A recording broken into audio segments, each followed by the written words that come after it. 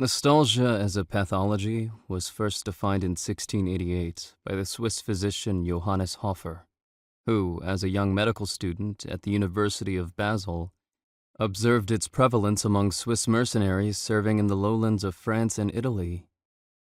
For these hired guns, the condition manifested as fever, fainting, anxiety, insomnia, stomach pain, cardiac arrhythmia, and death, among other symptoms. The disease was taken so seriously that whistling one particular milking song called Hu Rien became punishable by death. So, for a while, the disease came to be known as Mal du Suisse. These days, I often find myself thinking about Hofer's mercenaries, stalking through the lowlands with a permanent whistle in their ears. I like to imagine them as an army of Werthers, yellow-panted and blue-jacketed, each clutching an identical damp notebook in their breast pockets. When I first learned about Hofer's study in my freshman year of college, I used to think that a band of hired guns was a strange sample to select for the scientific study of homesickness.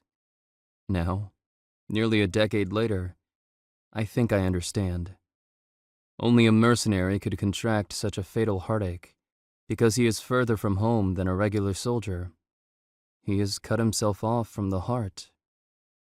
Since I relocated to Sydney 3 months ago, I have experienced many symptoms of chronic nostalgia. At night, I lie awake listening to NPR podcasts. I have lost weight, which I am secretly thrilled about. I've become obsessed with, consumed by, the news in America. Nostalgia also torments me during my waking hours. Sydney is perpetually flooded with sunshine, a cultural export of California. If I close my eyes while walking through the farmer's market in Piermont Bay Park, the scent of strawberries and salt water teleports me to the San Francisco Ferry Building Marketplace.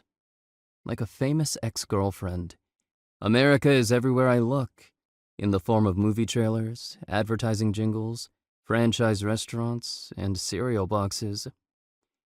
Here is what I have learned.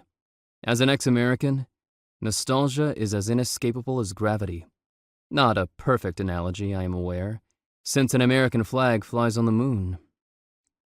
To protect myself from inflammation, most days I just stick to my apartment. For those of you familiar with Sydney, I live on the 19th floor of a new development called Opera Residencies in Bennelong Point. The place came fully furnished after the taste of someone I knew well. It's not uncommon for me to spend the whole day here in the living room, looking out into the harbor, making coffee and aimlessly jotting things down, like I'm doing today. It's not that I can't go back to America, or that there'd be men in uniform waiting for me at the airport if I returned. It's just that I no longer have anything there to go back to.